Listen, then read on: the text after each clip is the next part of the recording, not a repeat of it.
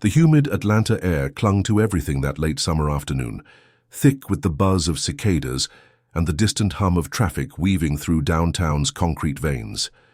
9-year-old Malik Jackson sat cross-legged on his bedroom floor. In their modest Decatur home, a 2-story brick house with peeling green shutters and a sagging front porch.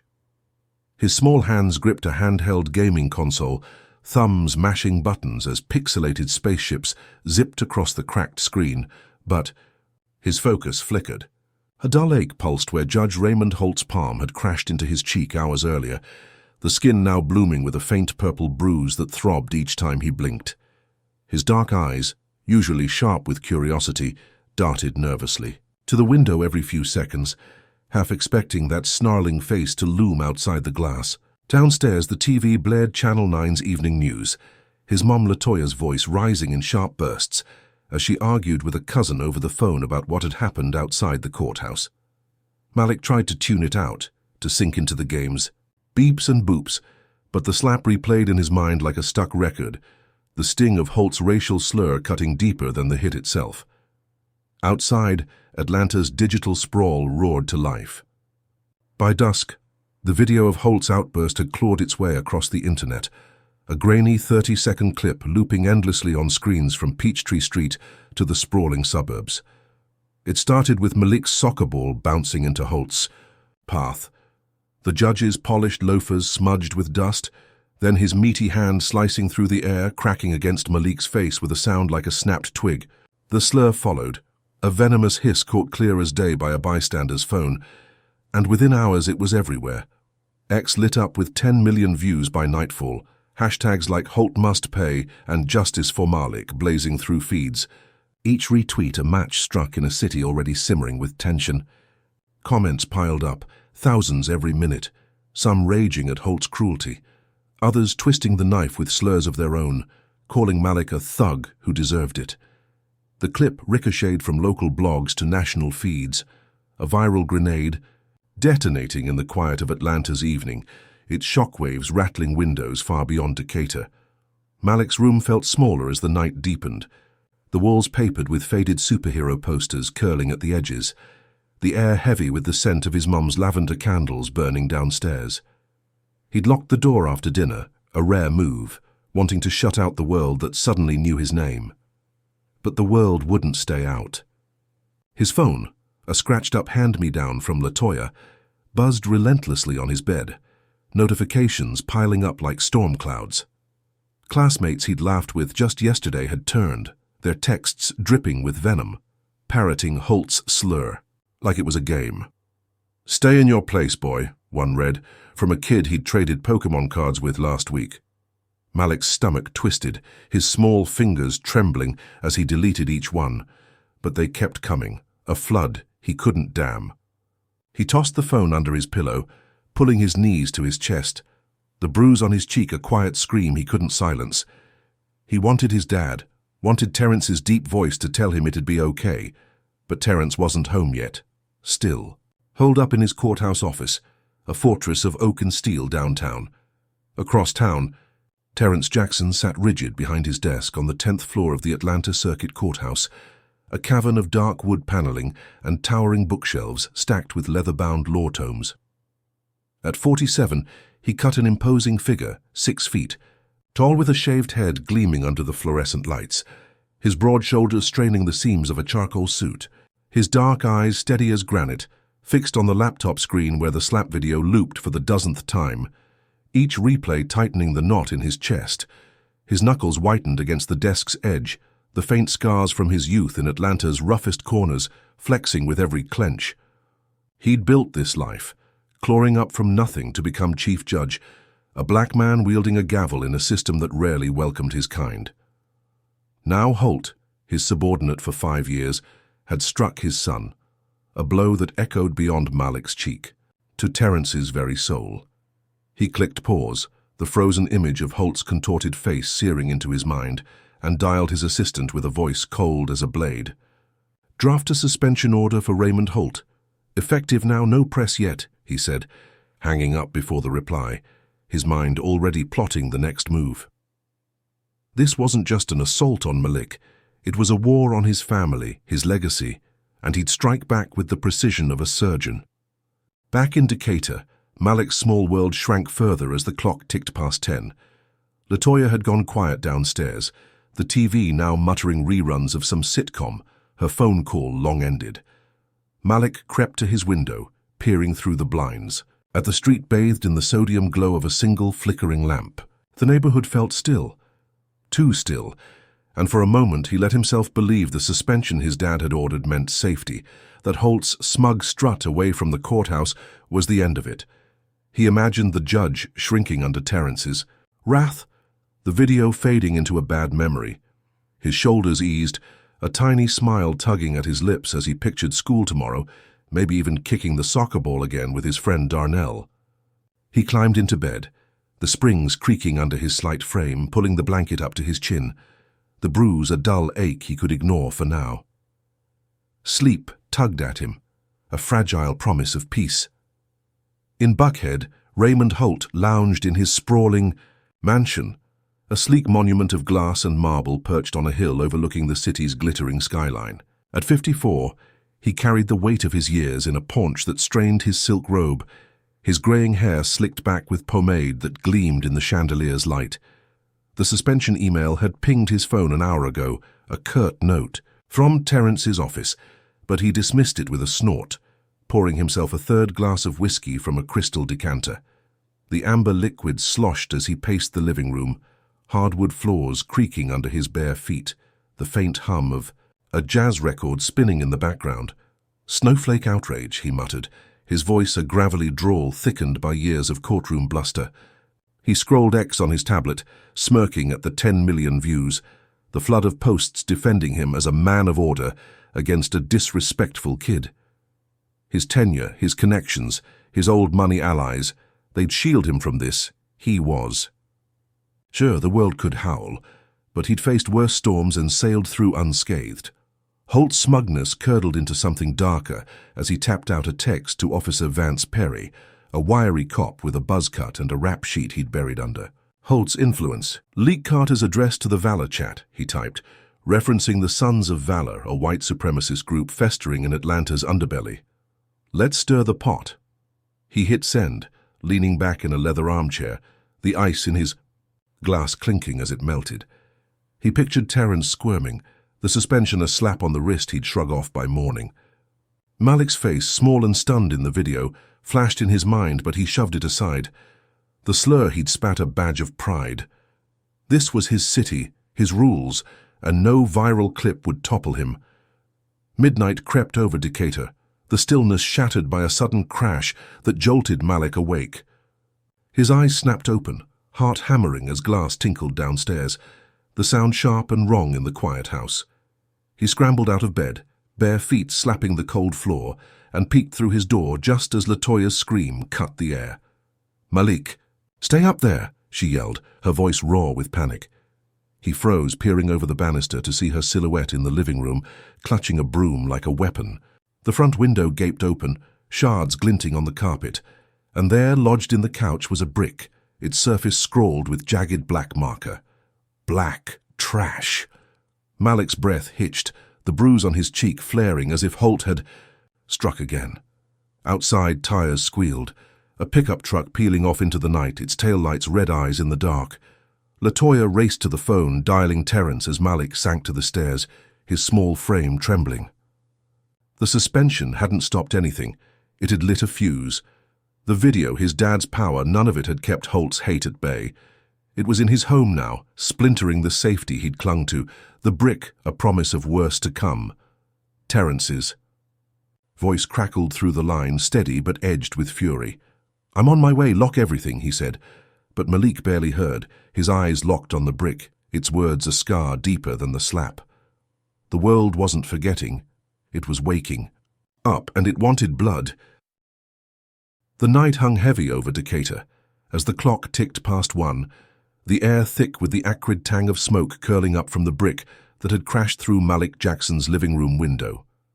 9-year-old Malik crouched on the stairs, his small frame shivering in a faded Spider-Man pajama shirt, the bruise on his cheek pulsing like a second heartbeat.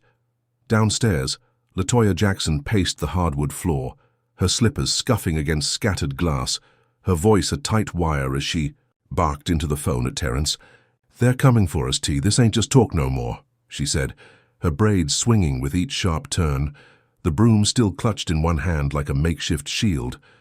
The brick sat lodged in the couch cushions, it scrawled, "Black." Trash glaring up at them, a taunt that echoed Judge Raymond Holt's slur from the courthouse steps. Malik's chest tightened, his small hands gripping the banister, the world he'd known splintering with every tick of the clock. Outside, Atlanta's street stirred with a darker pulse as dawn crept closer, the sky a bruised purple over the modest row houses lining Decatur's edge. The Sons of Valor, a white supremacist mob festering in the city's shadows, rallied in a vacant lot 5 miles away, 30 men in black hoodies and steel-toed boots stomping the dirt into a frenzy. Their leader, a hulking figure named Travis, Boone with a shaved scalp and a swastika tattoo snaking up his neck, barked orders over the crackle of a cheap walkie-talkie, his voice a gravelly snarl. "Holt says hit 'em hard. Show this city who runs it," he growled, pocketing a burner phone buzzing with the judge's text. The mob chanted Holt's name like a war cry, fists pumping the air, their breath fogging in the pre-dawn chill. As they piled into dented pickups, engines roaring to life. They'd gotten Terrence's address from Officer Vance Perry's leak, a digital breadcrumb Holt had tossed their way, and now they barreled toward Decatur, headlights slicing through the gloom. Malik jolted awake at 4, the faint rumble of tires shaking the walls of his room. He dozed off on the stairs, his head lolling against the banister, but now his eyes snapped wide, a cold sweat prickling his skin. He crept to his window, peeling back the blinds with trembling fingers, and saw them, 3 trucks screeching, to a halt outside, their beds loaded with men spilling out like ants from a kicked nest. Latoya's shout echoed from below, "Malik, under the bed, now!" But he froze, watching as a figure in a black hood yanked a gas can from the nearest truck, liquid sloshing as he doused Terrence's old sedan parked in the driveway. A match flared, a tiny sun in the dark, and then flames erupted, orange tongues licking the night sky, swallowing the car in a roaring inferno. Malik's breath hitched, his small legs buckling as he dove under his bed, the mattress springs groaning. Above him, his heart a jackhammer in his ears. The mob's chants pounded through the walls. "Halt, halt, halt!" A rhythm that drowned out Latoya's screams for help. Terrence Jackson sped through Atlanta's backroads, his silver SUV weaving past sleeping warehouses and shuttered gas stations, the courthouse fading in his rearview mirror. He'd left his office the moment Latoya's call ended, his suspension order for Holt already filed, a crisp document stripping the judge of his caseload and keys. At 47, Terrence moved with the quiet menace of a man who'd faced worse than this, his shaved head gleaming with sweat, his dark eyes locked on the road. He'd outsmarted the mob's route, taking a shortcut through a maze of alleys. He'd learned as a kid, believing he'd beat them home and end this nightmare. His phone buzzed with a text from his security contact. "Team dispatched, ETA 10 minutes. And a flicker of relief softened his jaw. He pictured Malik safe in his arms, the mob scattering under the weight of his gavel. He pressed the gas, harder, tires squealing as he rounded the last bend into Decatur, the glow of flames lighting the horizon like a warning he couldn't unsee. In Buckhead, Raymond Holt reclined in his mansion's leather armchair, the jazz record spinning a lazy saxophone riff into the pre-dawn quiet. His silk robe hung open over a stained undershirt, his paunch spilling out as he swirled a 4th glass of whiskey, the ice long melted into a lukewarm puddle. The suspension email sat unread on his tablet, a minor itch he'd scratch later, but X glowed with a different story. Holt Hero, trending at 50,000 retweets, posts praising his stand against disrespect, piling up like offerings. At an altar, he grinned, his graying hair falling into his steel blue eyes, and tapped out a wire transfer on his laptop, $5,000 sluicing through a shell account to Travis Boone's burner. "Light it up," he'd texted earlier, and now he imagined the flames dancing, Terrence's smug suspension crumbling in the heat. He leaned back, the whiskey burning his throat, believing his money and tenure made him a king no viral clip could dethrone. Malik's world shrank to the space beneath his bed. dust bunnies tickling his nose as he pressed his face to the floorboards, the heat from the burning car seeping through the walls. The mob's chants grew louder, boots stomping the lawn, their shadows flickering across his blinds like ghosts. In a nightmare. Latoya's voice cut through, fierce and desperate. "Get away from my house," as she banged the broom against the front door, a futile stand against the chaos outside. Malik's small hands balled into fists, his breath shallow, the bruise on his cheek a throbbing reminder of Holt's hate. Then headlights swept the room, brighter than the fire, and he heard tires crunching gravel, a new engine growling over the mob's roar. Terrence's SUV skidded into the driveway, scattering the sons of valor as 4 burly security guards in tactical vests leaped out, flashlights slashing the dark, shouts booming over the crackle of flames. "Back off now," one bellowed, and the mob faltered, Travis barking retreat as they piled back into their trucks, peeling off with a squeal of rubber. Malik crawled out, legs shaky as he stumbled to the window, peering through the slats. The car was a blackened husk, flames dying under the guards' extinguishers, white foam hissing against charred metal. Terrence stormed up the porch, his suit jacket flapping, and Latoya flung the door open, pulling him into a tight hug. Malik's chest loosened, a sob breaking free as he raced downstairs, bare feet slapping the steps, and threw himself into his dad's arms. "You're here," he mumbled, face buried in Terrence's shirt, the scent of Courthouse coffee and sweat a lifeline. Terrence knelt, cupping Malik's bruised cheek, his voice steady. "I've got you, son, they're gone." The guards posted up outside, vests glinting under the street lamp, and Malik let himself believe it was over, that his dad's power and these men meant peace. He clung tighter, the fire's glow fading, thinking the worst had burned out with the car. But peace was a lie that lasted 6 minutes. Malik sat on the couch, wrapped in a blanket Latoya had yanked from the hall closet, the brick still glaring from the cushions beside him. Terrence paced, phone pressed to his ear, coordinating with the security team, his voice a low rumble of control. Malik's eyes drooped, exhaustion tugging him under, when a sharp whoosh sliced the air, followed by a deafening boom. The backyard erupted, a Molotov cocktail shattering against the shed, flames exploding in a roaring wave that swallowed the wooden walls whole. Latoya screamed, yanking Malik to the floor as glass rained from a blown-out kitchen window, the guards shouting outside, too late to stop it. Malik's blanket slipped, his small body trembling as firelight painted the room red, Holt's retaliation a beast that wouldn't die. Terrence dropped the phone, pulling them close, but the blaze roared louder, a promise that safety was ash in the wind. Was Holt's mob a one-night terror, or the start of something uglier? Drop a comment with number 1 if you think Terrence's guards can stop this, or number 2 if Holt's cash has more chaos up his sleeve. Hit like and subscribe to catch the next twist, because this fire's just the beginning. So, how far will Holt push to bury Malik's family? The dawn sky over Decatur glowed a sickly orange as the shed's flames sputtered out, leaving a charred skeleton smoldering in the Jacksons' backyard. 9-year-old Malik Jackson huddled on the living room couch, a scratchy wool blanket draped over his shoulders, his small frame dwarfed by the cushions still dusted with glass from the night's chaos. His cheek throbbed, the bruise from Judge Raymond Holt's slap now a dark knot against his brown skin, but his eyes stayed fixed on the security guards pacing outside, their black vests stark against the fading firelight. Latoya Jackson knelt beside him, her hands trembling as she tucked the blanket tighter, her braids tangled from a sleepless night of shouting at cops who'd shrugged off the Molotov attack as prank gone wild. Terrence Jackson stood by the shattered kitchen window, his charcoal suit rumpled, phone pressed to his ear as he coordinated with his team, his deep voice a steady anchor in the storm. "To double the detail, I want eyes on Malik at school," he said, hanging up with a curt nod, believing the guards would shield his son from Holt's venom.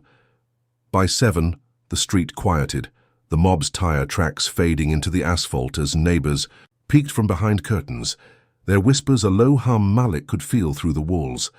Latoya coaxed him upstairs, her voice soft but frayed. "School today, baby, you're tougher than this," she said, brushing his tight curls with a comb that snagged on knots. Malik nodded, his small hands clutching a fresh navy polo, wanting to believe her. The guards had stayed, 4 of them, now their boots crunching gravel as they flanked the house, and Terrence's suspension of Holt felt like a win etched in stone. Malik pictured walking into Decatur Elementary with his head high, the viral video a shield his dad had sharpened. He grabbed his soccer ball, patched with duct tape from months of kicks, and shuffled to the SUV, 2 guards piling in beside him, their radios crackling with static. The ride was silent, the city waking slow under a humid haze, and Malik let a flicker of hope bloom, thinking school might still be his turf. Decatur Elementary loomed ahead, a squat brick building with chipped paint and a playground patched with weeds poking through cracked concrete. Malik stepped out, the guards trailing. Close, their shadows long in the morning sun.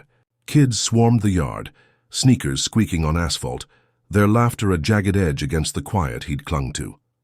He spotted Darnell, his best friend with a gap-toothed grin, bouncing a basketball by the rusted hoop, and started toward him, the soccer ball tucked under his arm.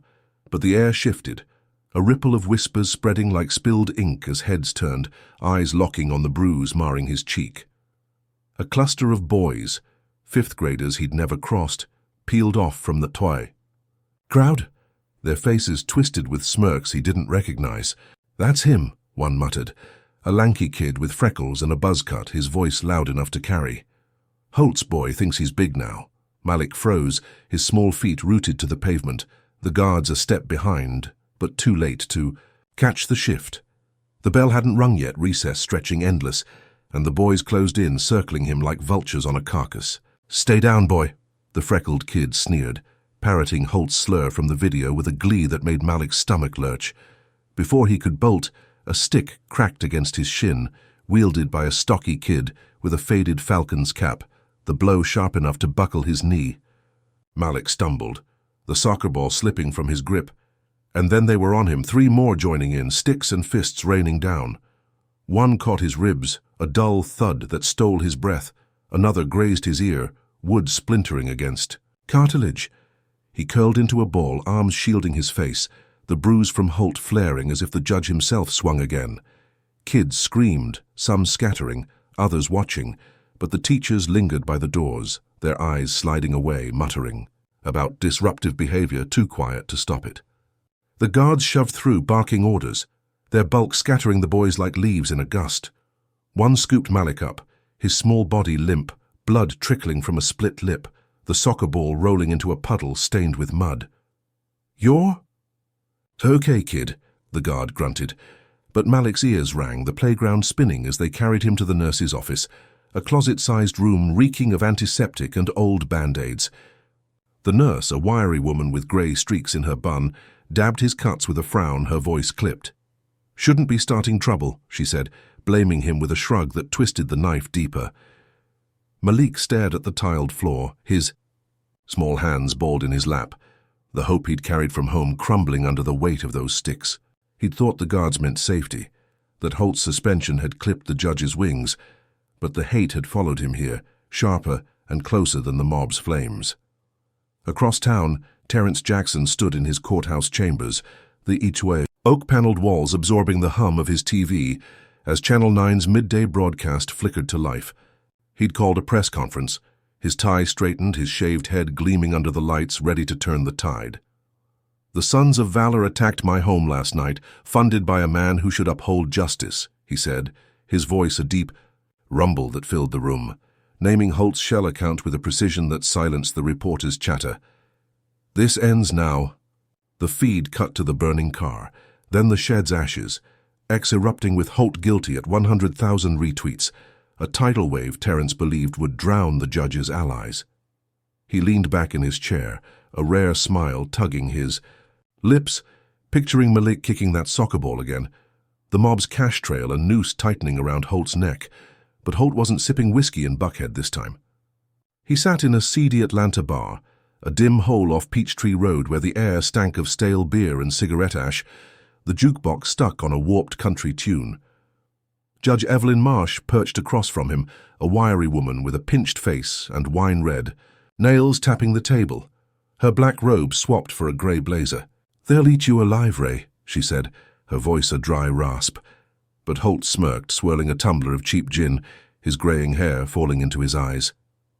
"Not if we flip it," he replied, his drawl thick with defiance. He'd seen Terrence's speech, the funding leak a jab he couldn't dodge, but he had a counterpunch. He slid a $50 bill to a janitor slouched at the bar, a greasy man named Clyde with a limp and a grudge against the system. "Plant this in the kid's locker," Holt said, handing over a can of red spray paint, the cap still tacky from a fresh tag. "Vandalism wrap. Make it stick." Clyde shuffled off, the paint can tucked under his ratty jacket, and Holt leaned back, gin burning his throat. He pictured Malik's small frame buckling under the charge, Terrence's press wind souring fast. X might howl, but he'd twist it, paint the kid as a troublemaker who'd provoked the slap. Marsh nodded, her nails glinting. "Smart. Keeps the heat off," she said, and Holt grinned, believing his tenure and cash could outlast any storm. Malik sat in the nurse's office, the clock ticking past noon, his small legs swinging off the cot as the guards loomed by the door. Latoya had rushed over, her nurse's scrubs swapped for a hoodie, her eyes blazing as she argued with Principal Gibbs, a balding man with a pinched face who'd called it a scuffle. Malik's chest lifted, hearing Terrence's voice on the radio, the funding leak a lifeline he clung to. He thought of Darnell, maybe a game after school, the sticks a bad dream fading. Then the door burst open, 2 cops storming in, badges flashing, their boots heavy on the tile. "Malik Jackson, you're under arrest," one barked, a beefy guy with a buzz cut yanking a spray paint can from his backpack, red streaks smudged on the metal. Malik's jaw dropped. "That ain't mine," he cried, but they cuffed him, the cold steel swallowing his wrists, dragging him past a gawking hall of kids chanting "Thug! Thug!" Latoya lunged, her voice a roar. "He's 9, you animals." But the cops shoved her back, Gibbs shrugging as Malik's small figure vanished into a squad car, sirens wailing. The guard stood stunned, too slow to stop it, and Malik's hope shattered, the bruise on his cheek a quiet ache as the playground faded behind flashing lights. Holt's hate had turned school into a cage, and Terrence's win was dust in the wind. The Atlanta police precinct hummed with the buzz of flickering fluorescents and the sharp clack of keyboards as the afternoon sun slanted through grimy windows. 9-year-old Malik Jackson sat hunched on a metal bench in a holding room, his small wrists raw from cuffs now removed, the bruise on his cheek a dark smudge against his tear-streaked face. His navy polo hung loose, stained with mud from the playground, and his sneakers scuffed the concrete floor, the laces untied in tangled loops. The spray paint can, planted by Holt's janitor, sat on a desk across the room, its red cap mocking him with every glance. He'd stopped crying, his small chest heaving with shallow breaths, but his dark eyes darted to the door, waiting for Terrence to burst through like a superhero in one of his faded posters. The precinct smelled of burnt coffee and sweat, a stale weight that pressed on him, the arrest a nightmare he couldn't wake from. Outside, Latoya Jackson stormed the front desk, her hoodie zipped tight, her voice a jagged edge slicing through. The precinct's drone. "You've got my baby in there for nothing," she snapped, slamming her palms on the counter, her braids whipping as she turned to glare at the sergeant, a paunchy man with a bored squint. He shrugged, flipping through a clipboard. "Caught with the goods, ma'am. Procedure," his tone. Flat as if cuffing a 9-year-old was routine. Terrence Jackson arrived minutes later, his silver SUV screeching into the lot, his suit rumpled from a frantic drive from the courthouse. At 47, he moved with a quiet fury, 6 feet of coiled muscle pushing through the double doors, his shaved head gleaming under the lights. He'd dug up school security footage from a clerk he'd called in a favor from, a grainy clip showing the janitor Clyde slipping the paint can into Malik's backpack, a shadow moving with purpose. "This ends now," he growled, shoving the USB drive at the sergeant, his dark eyes burning holes through the man's indifference. The sergeant sighed, plugging the drive into a dusty computer, the screen flickering to life with the footage. Clyde's limp was unmistakable, his ratty jacket flapping as he unzipped Malik's bag, the can glinting under the hall's dim bulbs. Terrence loomed over the desk, his voice low and lethal. "That's planted. You've got 10 minutes to fix." This or I sue this precinct into the ground. The sergeant squirmed, radioing a supervisor, and within an hour the vandalism charge dissolved, a misunderstanding scribbled into the log. Malik stumbled out of the holding room, his small frame trembling as he spotted Terrence, and bolted into his dad's arms, burying his face in the suit jacket. "Daddy," he mumbled, the word a lifeline, and Terrence knelt, cupping his son's bruised cheek, his fingers gentle against the swollen skin. "You're free, son. I've got you," he said, his deep voice a balm, and Malik smiled, small and fragile, believing the nightmare had cracked open to let light in. Latoya pulled Malik close, her arms a fortress, and they piled into the SUV, the guards trailing in a second car, their vests a thin shield against the city's pulse. Malik clung to his dad's hand, the precinct fading behind them, the footage a sword Terrence had wielded to cut through Holt's lie. They stopped at a Decatur diner, a greasy spoon with chipped red booths and a jukebox humming an old soul tune. And Malik wolfed down a plate of fries, ketchup smearing his fingers, his chest loosening with every bite. Terrence watched him, a flicker of pride in his eyes, thinking justice had landed a blow. "Holt's done, Malik. That video's his grave," he said, ruffling his son's curls. And Malik nodded, the bruise a dull ache he could ignore for now, picturing school tomorrow, maybe kicking the soccer ball with Darnell again. In Buckhead, Raymond Holt lounged in his mansion, the marble floors cool under his bare feet, his silk robe swapped for a pressed shirt and slacks, the gin replaced by a tumbler of bourbon. The jazz record spun a lazy riff, but his steel blue eyes narrowed. As Channel 9 replayed Terrence's press conference, the funding leak a jab he couldn't duck. His graying hair fell into his face as he paced, the suspension stinging. But the school arrest had been his counter, a twist he'd savored until the news ticker flashed. "Charge dropped. Footage clears, boy."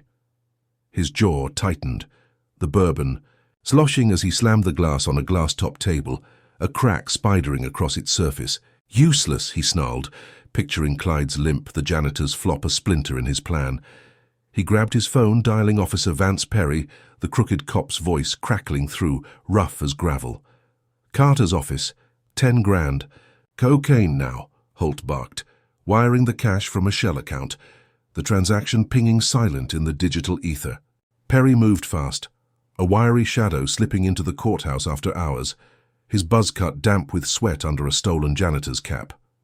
He'd swiped a baggie of cocaine from an evidence locker years ago, a stash he'd kept for moments like this, and now he planted it in Terrence's desk drawer, dusting it with prints lifted from a coffee mug he'd nabbed earlier. He tipped off Channel 9, anonymous source drug bust, and by 6 the precinct swarmed Terrence's chambers, cameras rolling live as cops kicked in the oak door, their shouts echoing down marble halls. "Found it!" one bellowed, a beefy officer with a badge glinting, holding the baggie aloft, white powder stark against the dark wood. Terrence stood frozen in the diner, the TV above the counter flashing his arrest, cuffs snapping on his wrists as reporters swarmed. "Chief, Judge Carter, corruption charges." Malik's fry dropped, ketchup splattering the table, his small hands trembling as his dad's face filled the screen, dragged away in disgrace. Holt toasted with Judge Evelyn Marsh in his living room, the bourbon clinking against her gin as channel. 9 looped the raid, X erupting with Carter corrupt at 150,000 retweets. "He's untouchable now," Marsh rasped, her wine-red nails tapping the armrest, and Holt grinned, his paunch straining his shirt, believing his tenure and cash had flipped the board. "Let him scream. I've got the gavel," he said. The jazz riff a victory hum, picturing Terrence rotting in a cell, Malik's small win torched by his hand. The courthouse raid was his crown, a blow no viral clip could parry. Malik sat rigid in the diner booth, Latoya's arm tight around him, her breath hitching as the screen showed Terrence shoved into a squad car, the guards outside too stunned to move. His small chest heaved, the bruise on his cheek flaring as if Holt had struck again, the freedom from the precinct a mirage crumbling fast. Then the TV cut to a blog post, grainy text scrolling.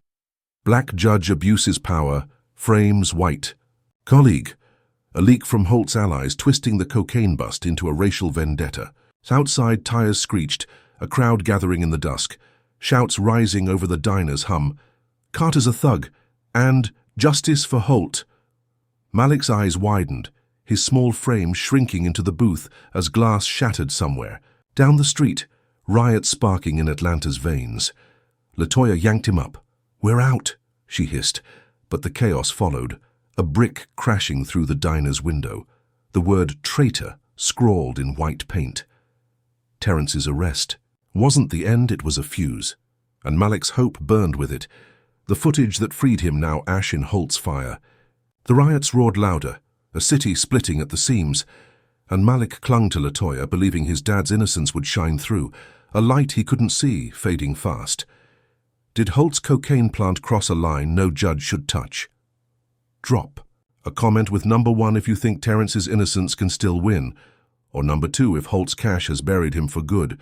Smash that like button and subscribe to see this fight explode, because the stakes just skyrocketed. Can Malik's family outrun a city turning against them? The Atlanta dusk bled into a restless night, the air thick with the tang of smoke and the distant wail of sirens as riots churned through the city's streets. 9-year-old Malik Jackson sat shivering in the back of their silver SUV, his small frame pressed against the leather seat, the bruise on his cheek a dull ache under the flickering glow of passing street lamps. Latoya Jackson gripped the wheel, her knuckles whitening, her hoodie stained with ketchup from the diner's shattered window, her braids tangled from yanking Malik out of the chaos. The brick that had crashed through the glass, scrawled with "Traitor," lay wedged under the passenger seat, a jagged reminder of the mob's fury sparked by Terrence's arrest.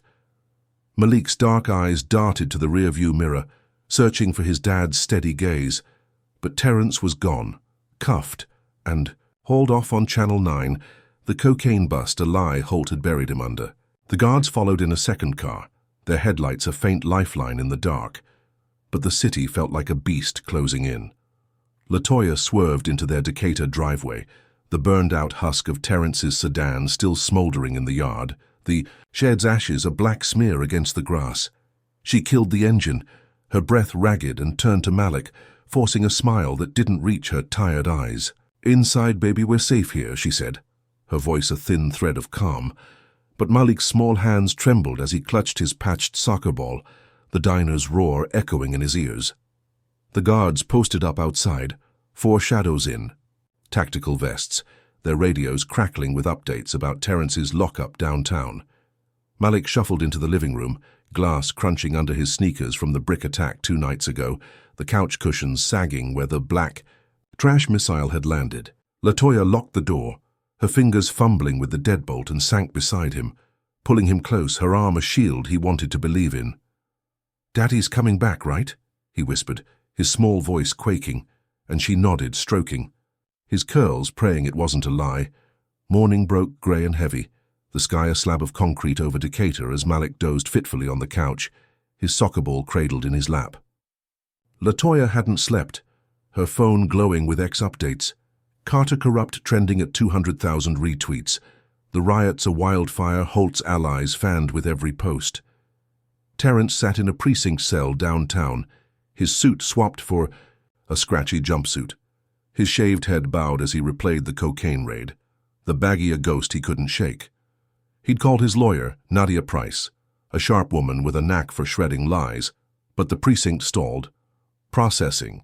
Delays, they muttered, keeping him caged while Holt's plan tightened its grip. Latoya paced the kitchen, brewing coffee to steady her shaking hands, when a sharp knock rattled the front door, 3 hard raps that jolted Malik awake, his small body jerking upright, the ball slipping to the floor with a dull thud. She peered. Through the peephole, her pulse spiking as 2 cops loomed outside, badges glinting, flanking a woman in a beige trenchcoat clutching a clipboard. Latoya cracked the door. "What now?" she snapped, her voice raw, but the woman pushed past, her pinched face a mask of cold authority. "Gail Ford, CPS," she said, her nasal tone cutting through the room. "We've had reports of neglect, your son's injuries, the chaos here, unfit environment." Malik shrank into the couch, his small hands balling the blanket, the bruise. On his cheek a silent scream as Gail's eyes flicked to it, her pen scratching notes like a blade. Latoya lunged forward. "He was attacked at school, not here, you can't do this." But the cops stepped in, their boots heavy on the hardwood, one gripping her arm as Gail waved a court order, ink still wet from Holt's strings. "Custody, pending investigation," she droned, and Malik screamed, "Mama, no!" His small frame bolting toward her. But the second cop scooped him up, his kicks useless against the man's bulk. Latoya clawed at the cop, her nails digging into his sleeve. "He's 9, you monsters!" But they dragged Malik out, his small voice echoing down the porch. "Mama! Mama!" tearing her apart as the SUV's door slammed shut. The guards rushed forward too late, their shouts lost in the squeal of tires as Gail's car peeled off. Malik's face pressed to the window, tears streaking his bruised cheek. Latoya collapsed on the steps, her sobs a raw wound, the court order fluttering. To the ground, Holt's shadow a noose tightening around her family. She stumbled inside, grabbing her phone, fingers flying as she dug through contacts. Finding a friend who'd hacked burner records for her once, a wiry guy named Tony with a knack for dirt. "Perry's phone, link it to Holt now," she hissed, uploading the call logs Tony sent within an hour, a trail tying the cop to Holt's 10 grand wire, posting it to X with a caption, "Holt framed my husband, save Terrence."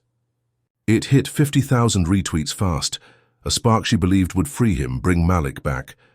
Malik's world shrank to a grim foster house on Atlanta's south side, a sagging, clappered shack with peeling paint and barred windows that rattled in the wind. The foster mom, Ruth Tanner, a stern woman with a grey bun and a voice like a whip, barked rules as she shoved him into a room, a cramped box with a cot and a bare bulb swinging from a frayed cord. "No noise, no trouble," she snapped, snatching his phone, her bony fingers cold against his wrist. Malik sank onto the cot, his small frame trembling, the bruise on his cheek a quiet ache as he curled into a ball, the soccer ball a memory Holt had stolen. He clung to Latoya's last hug, her fierce "we'll get you back," believing his parents would storm in any minute, the burner leak a key to unlock this cage. The house stank of mildew and burnt toast, Ruth's footsteps a constant thud.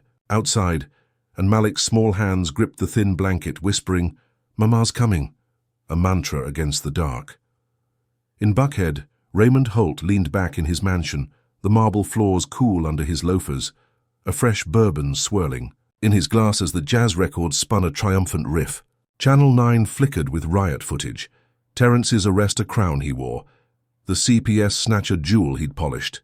He scrolled X, Carter corrupt, holding strong, but Latoya's leak gnawed at him, 50,000 retweets a splinter he couldn't pull. He dialed Gail Ford, his voice oily. "Good work, keep the kid quiet," and wired her $500, a tip for her loyalty. Then he called a contact at a sleazy blog, "Smear the wife, unfit mother, push it hard," funding a campaign. That hit X by noon, Latoya neglect son trending at 75,000 retweets, posts painting her as a wreck who'd let Malik bleed. Holt grinned, his paunch straining his shirt, believing his cash and allies had crushed the Jacksons. Terrence's cellar tomb, Malik's foster cage, a lock no leak could break. Malik sat on the cot, the bulb's flicker casting jagged shadows. Across the peeling walls, his small chest heaving as Ruth's voice boomed from the kitchen. "Dinner now." He shuffled out, head down, and she shoved a plate of cold grits at him, her eyes narrowing at his bruise. "Eat fast, troublemaker," she muttered, and Malik poked at the food, his stomach churning. The hope from Latoya's leak, a fragile thread.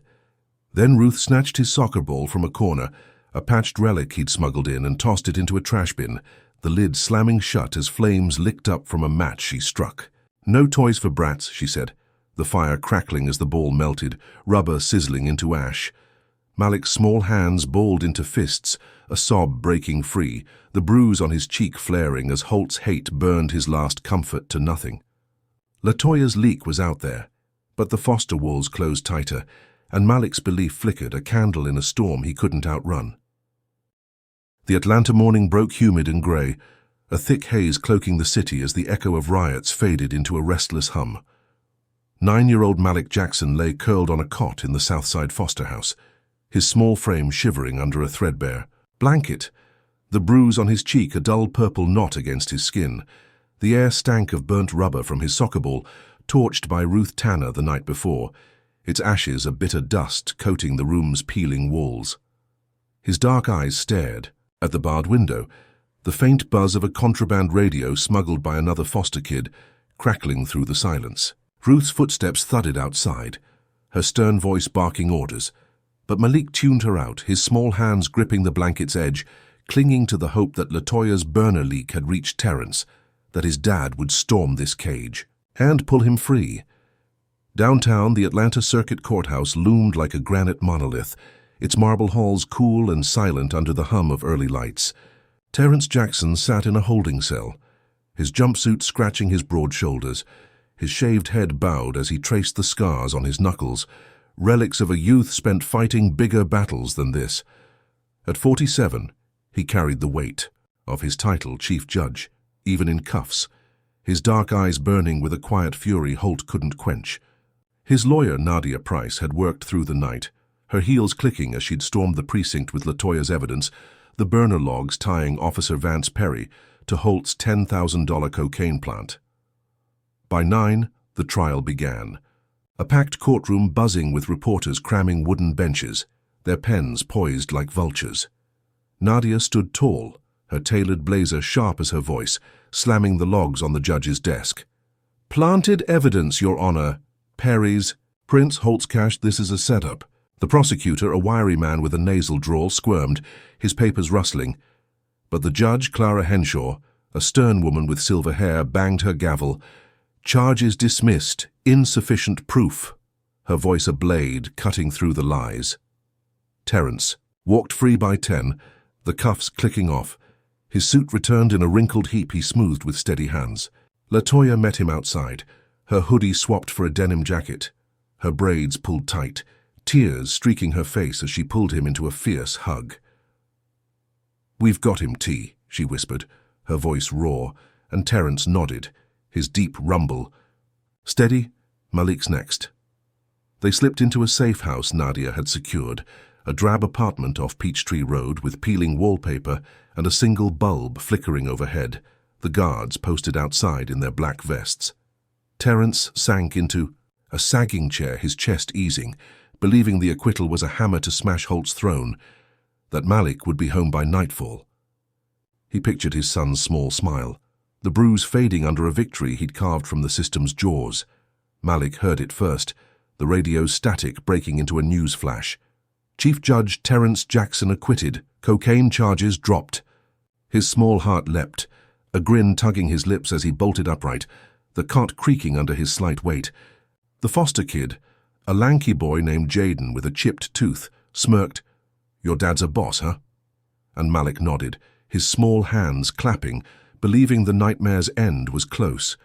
He imagined Latoya bursting through the door, her arms wide, Terrence's deep voice calling his name, the foster cage crumbling under their fight.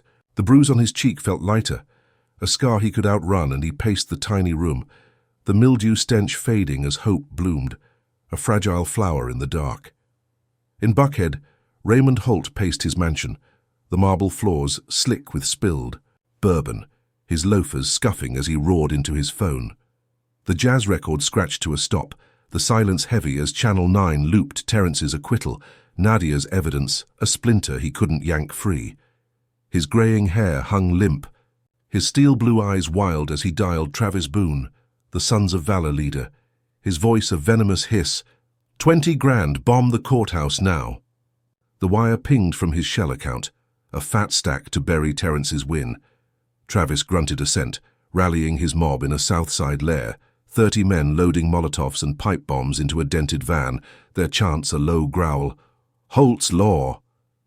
Holt sank into his armchair, his paunch straining his shirt, grinning as he pictured the blast, believing chaos would pin it on black radicals, Terrence's victory ash in the wind.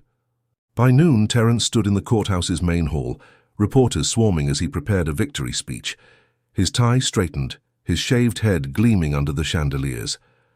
"Justice isn't dead," he began, his deep voice rolling over.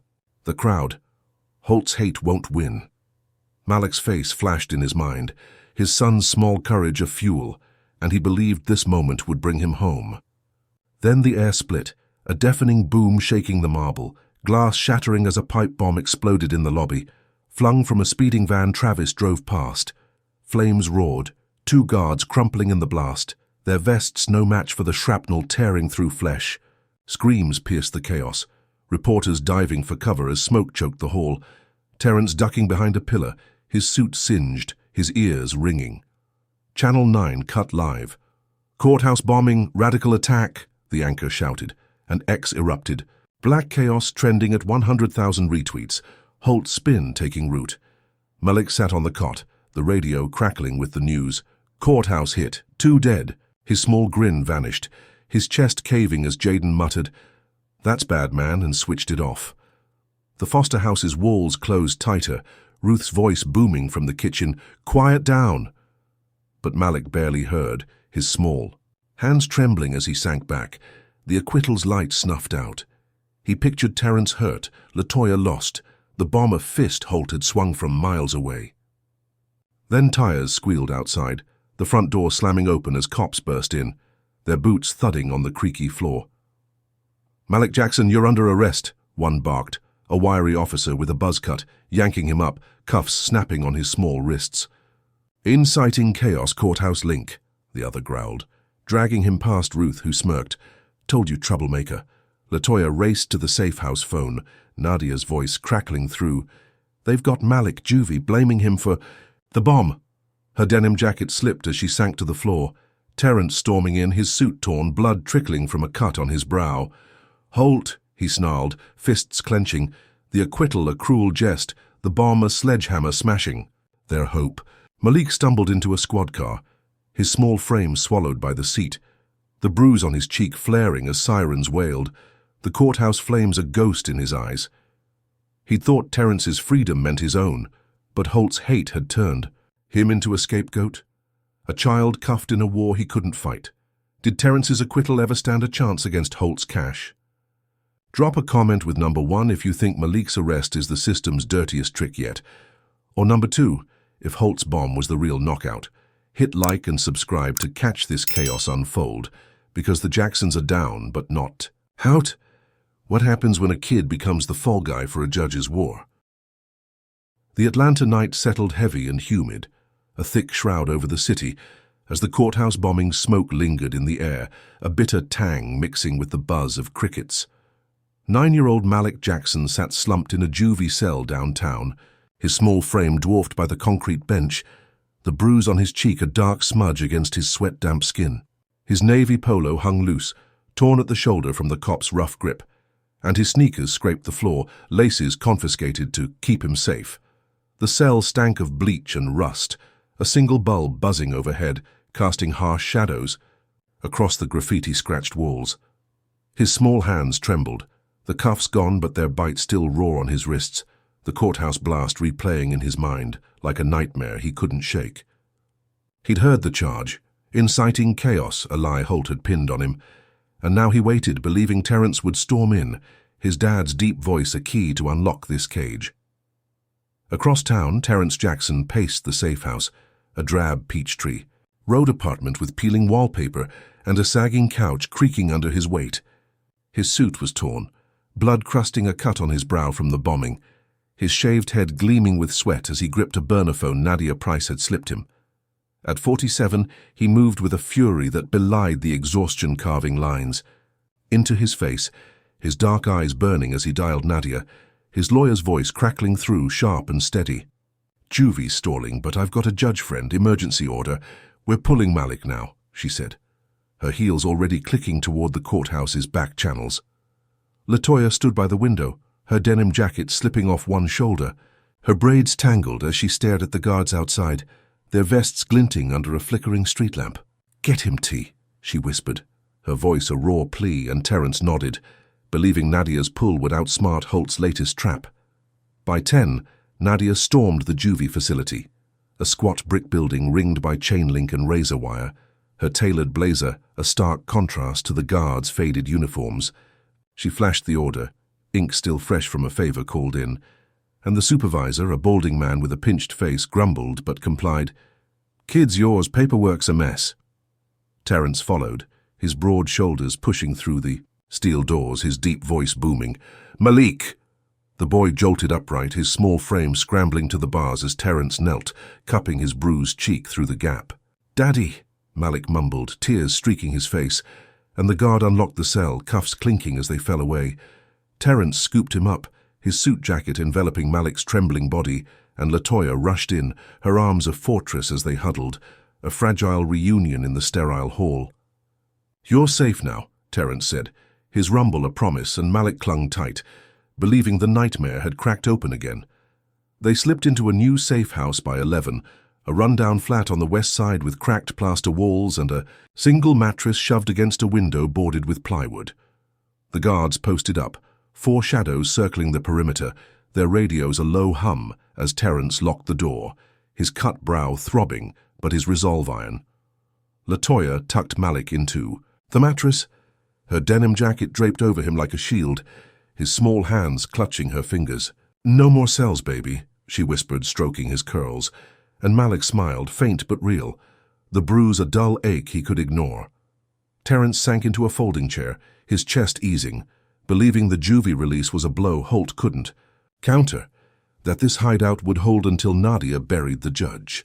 He pictured Malik kicking a new soccer ball, the bombing a scar they'd outlast. In Buckhead, Raymond Holt paced his mansion, the marble floors slick with sweat from his bare feet, his loafers kicked aside as he roared into a burner phone, the E. Jazz record lay silent. The acquittal and bombing a bitter taste Channel 9 looped. Carter freed, chaos blamed on radicals. But the juvie snatch gnawed at him, Malik's release a splinter he couldn't pull. His graying hair hung limp, his steel blue eyes wild as he dialed an ex-con Troy Kane, a hulking man with a shaved scalp and a rap sheet Holt had buried years ago. "50 grand, kidnap the kid tonight," Holt barked, wiring the cash from her shell account, the ping a silent vow to crush Terrence's win.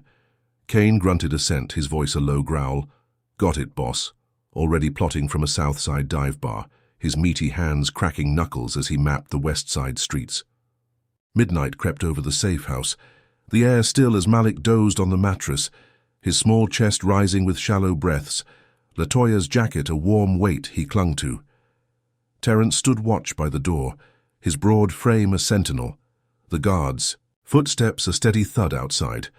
Then glass shattered, a brick crashing through the boarded window, splintering wood, as a gloved hand yanked the plywood free. Kane moved fast, a shadow in black, his bulk filling the gap as he snatched Malik from the mattress, a rag clamped over the boy's mouth, muffling his scream. Latoya lunged. "Malik!" Her voice raw, but Kane shoved her back, her head cracking against the wall, blood trickling from her brow. Terrence roared, tackling Kane, fist slamming into the man's ribs.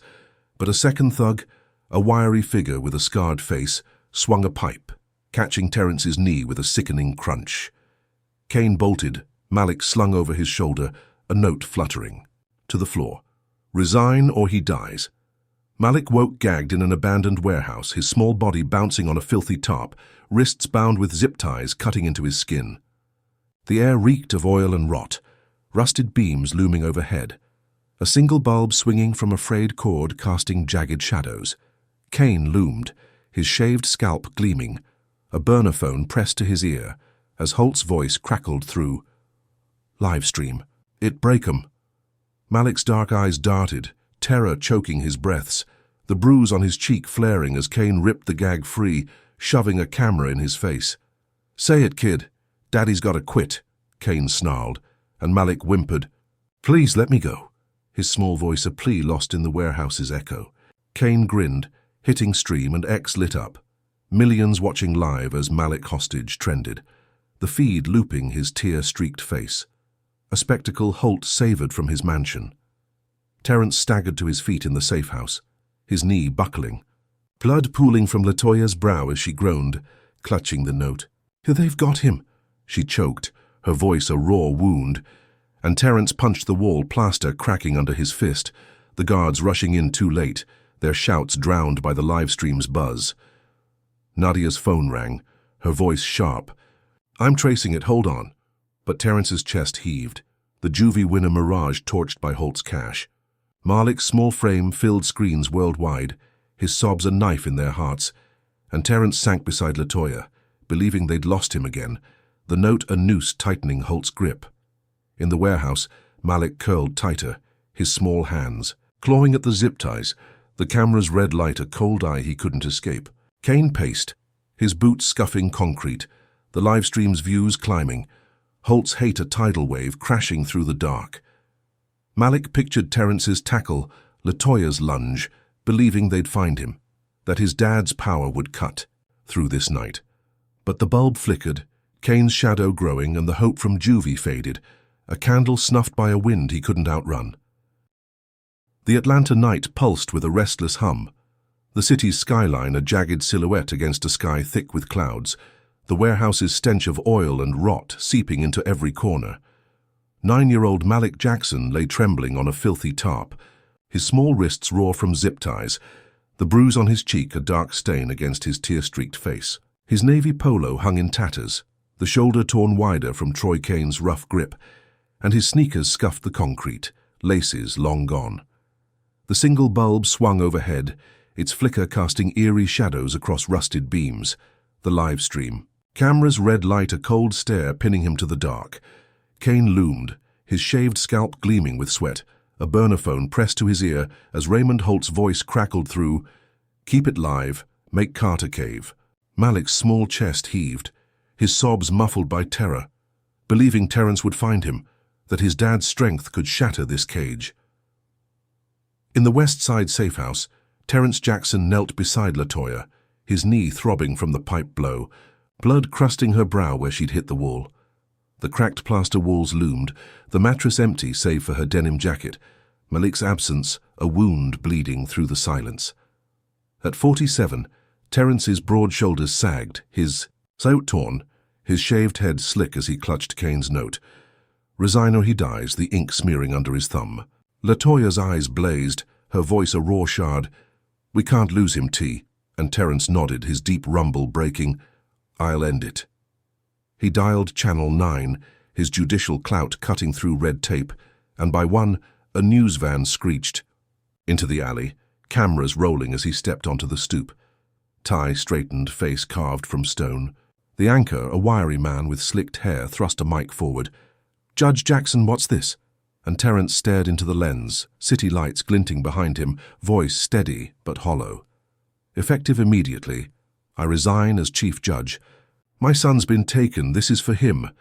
The words hung heavy, broadcast live to millions, a surrender etched in real time, and Malik's small face flashed on screens worldwide, the live stream looping his whimpers. "Daddy, please," a plea that punched through Terrence's chest. Latoya stood beside him, her hands trembling, believing the resignation would bring Malik home, that Holt's grip would loosen. In Buckhead, Holt lounged in his mansion, marble floors cool under his loafers, a fresh bourbon swirling in his glass, as Channel 9 replayed Terrence's fall. His graying hair fell into his steel blue eyes, a smirk tugging his lips as he texted Kane, "Dump the kid near the park, let 'em think they won." The jazz record spun a triumphant riff, his reinstatement by a corrupt board already whispered in back rooms, and he savored the taste, believing his $50,000 play had crushed the Jacksons, Terrence's gavel, now his trophy. Kane watched, the resignation on a cracked phone in the warehouse, the bulb's flicker sinking with his grin as he pocketed Holt's text, smoke trailing from a cigarette dangling between his lips. "Carter caved," he muttered, cutting Malik's zip ties with a rusty blade, the boy's small wrists bleeding as he yanked the gag free. Malik's sobs roared now, raw with exhaustion, and Kane sneered, "Time to go, brat," shoving him into a black van, its tires crunching gravel as it rolled west. By 2, the van screeched into an alley near Grant Park, a shadowed stretch of cracked pavement and overgrown weeds, and Kane kicked Malik out, his small body stumbling onto grass, knees scraped raw. "Run home," Kane barked, peeling off. Dust clouding the air as taillights vanished into the night. Malik staggered to his feet, tears blurring his vision, the bruise on his cheek a throbbing ache as he bolted toward the park's lights, a lone figure in the dusk, believing the nightmares. End was steps away. Latoya spotted him first, waiting with Terrence and Nadia at the park's edge, yellow tape fluttering from the kidnapping site, her denim jacket clutched in her hands. "Malik!" she screamed, sprinting across the grass, her sneakers pounding. Earth as he collapsed into her arms, sobbing, "Mama." His small voice a lifeline pulling her from despair. Terrence limped over, his knee buckling but his arms strong, wrapping them both in a bear hug, his suit jacket soaking with their tears. "You're safe," he whispered, stroking Malik's curls, the boy's small body shaking against his chest, the bruise a quiet scar he'd shield. Nadia stood back, phone out, recording the reunion, her sharp eyes scanning for cops who'd barely searched, and Malik clung tighter, believing Holt's grip had snapped, that his dad's sacrifice had won him back. They huddled in the safe house. By 3, Malik curled on the mattress, Latoya's jacket a blanket he gripped, his small chest easing as exhaustion tugged him under. Terrence sank into the folding chair, his cut brow throbbing, relief a fragile thread weaving through his fury, believing the resignation had ended Holt's war. But dawn broke cruel, Channel 9 flashing. Holt reinstated, board vote, the corrupt allies locking it in, and Holt funded a fake video from his mansion. A grainy clip uploaded to X by 5, Carter confesses, tagged with venom. It showed Terrence in his office, face warped but recognizable, voice dubbed flat. "I took bribes, years of it. Looping 10 seconds of poison, timestamps faked to 2018, cases listed in a pinned comment, drug busts and thefts, all black defendants he'd let off." X erupted, 200,000 retweets by 6. Carter corrupt roaring back, Holt's bourbon clinking as he grinned, believing the lie would bury Terrence forever. Malik woke to Latoya's gasp, the safe house TV blaring the fake clip, his small hands clutching the jacket as Terrence stormed in, his face paling. "It's doctored," he roared, fists clenching, but the damage spread, a lie louder than the resignation's truth. By 7, a SWAT team battered the door, splintering wood as cops flooded in, badges flashing. "Terrence Jackson bribery, you're under arrest." Latoya lunged. "It's fake." Her voice a scream, but they shoved her back, cuffing Terrence's wrists, his knee buckling as they dragged him out. Malik bolted upright. "Daddy, no!"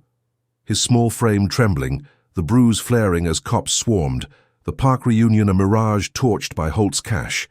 Nadia raced in. "I'll fight it!" Her voice sharp. But the safe house emptied, Terrence gone again, the video a noose tightening Holt's grip. Malik sank beside Latoya, her sobs shaking the mattress, his small hands balled in her lap, believing Terrence's innocence would shine through, a light snuffed by the SWAT raid. Holt's hate had turned surrender into ash, and Malik's hope bled out. The bruise on his cheek a quiet ache in a war he couldn't win.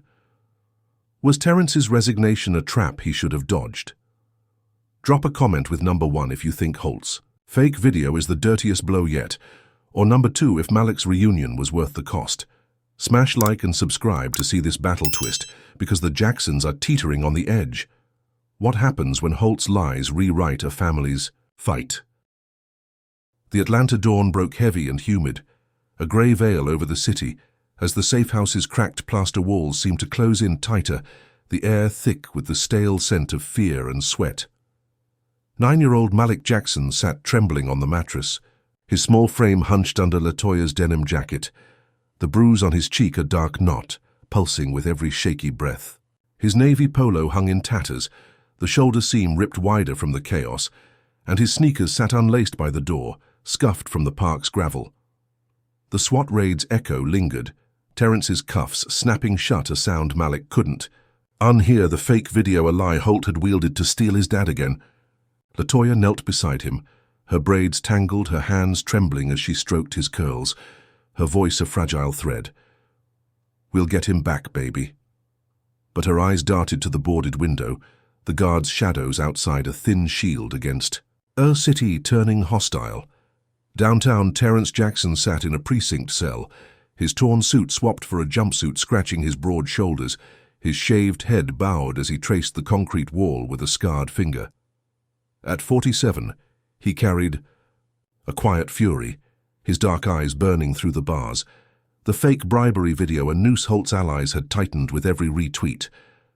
Nadia Price paced outside, her heels clicking on tile, her phone pressed to her ear as she barked at a clerk. "Trace that video. It's doctored. We've got hours." But the precinct stalled. "Pending review," they muttered, keeping Terrence caged while Holt's lie festered. Latoya stood in the safe-house kitchen, the mattress creaking as Malik shifted, and grabbed a burner phone Tony had slipped her days ago, a cheap flip model buzzing with a text. "Holt's lines, got 'em." Her pulse spiked, fingers flying as she synced with Tony, a wiry hacker with a knack for dirt, uploading call logs tying Holt to Troy Kane's kidnapping, posting it to X by 7, Holt guilty, hitting 300,000 retweets, a spark she believed would torch the judge's throne.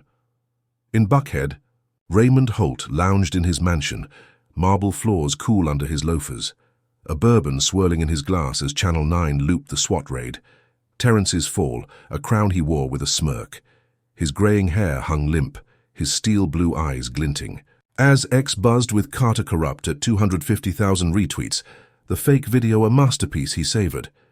Latoya's leak flashed on his tablet, Holt guilty a splinter he couldn't ignore, and his jaw tightened, the glass clinking as he slammed it down, amber sloshing onto the table. "They won't quit," he snarled, picturing Malik's small frame, Terrence's defiance, a family he'd crush again. He dialed Nadia's courthouse mole, a greasy clerk named Lyle. "Arrest Holt now," he mocked, knowing the leak would sting, but his reinstatement held, the board's old loyalties a shield. By 8, sirens wailed, cops swarming his mansion, cuffs snapping on his wrists as Channel 9 cut live. Holt arrested kidnapping link, and he grinned out on bail by 9, Judge Evelyn Marsh's gavel a quiet favor. Malik sat up, the safe-house TV flickering with Holt's arrest, his small chest easing as Latoya hugged him. "We got him, baby." Her voice a fierce whisper, the bruise on his cheek a dull ache he could ignore. The guards paced outside, their vests glinting under the morning sun, and Malik smiled, believing Holt's cuffs meant freedom, that Terrence would walk through the door by noon. He pictured kicking a new soccer ball, the warehouse a nightmare fading. Latoya's leak a sword slicing through Holt's lies, but Holt wasn't caged long, his mansion a fortress he returned to by 10. Bourbon refilled as he dialed Travis Boone, the Sons of Valor leader. 100 grand, firebomb Decatur, target the kid's block. His voice a venomous hiss. The wire pinged from a shell account, a fat stack to bury Latoya's win, and Travis rallied his mob, 30 men in black hoodies loading Molotovs into a van, their chants a low growl. "Holt's fire!" By 11, Decatur shuddered, the safe house trembling as tires screeched outside, engines roaring like beasts unleashed. Malik jolted awake, his small hands clutching the jacket as glass shattered, Molotovs crashing through windows up and down. The block, flames exploding in roaring waves that swallowed porches and lawns. Latoya yanked him to the floor. "Stay low!" Her voice a scream, the mattress singed as fire licked the walls, smoke choking the air. The guards shouted, diving for cover, their extinguishers hissing against the blaze, but the mob swarmed. Boots stomping pavement, slurs flying with each swing. "Burn 'em out!" Malik crawled, his small body trembling, the bruise flaring as heat seared his skin, believing Holt's arrest had ended this, that safety was theirs again. Terrence heard it in his cell, a guard's radio crackling, Decatur firebombing multiple homes, his broad shoulders tensing, his fists clenching as he roared, "That's my family!" But the bars held, Nadia's trace still pending, his resignation a hollow shield. Latoya dragged Malik through the smoke, her arm shielding his face, the safe house a furnace as they stumbled onto the lawn, flames dancing behind them. Neighbors screamed, fleeing their own burning homes, the block a war zone Holt had ignited, and Malik's small chest heaved, coughing ash, as Latoya pulled him close, her voice breaking, "We're okay, baby." A lie against the chaos. The E. Guards fought back, one slamming a thug against a mailbox, blood-streaking pavement. But the mob retreated, vans peeling off, leaving a smouldering ruin in their wake. Malik clung to Latoya, his small frame shaking, the denim jacket singed at the edges, the fire's roar a beast Holt had unleashed. Then a crack split the air, a sniper shot grazing his arm. Blood trickling from a shallow gash as he yelped, "Mama!" Latoya dove, covering him, her breath hitching as the bullet buried itself in a charred tree. Holt's revenge a personal stab through the smoke.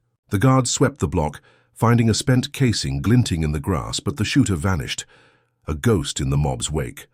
Latoya pressed her hand to Malik's arm, staunching the blood, her eyes blazing.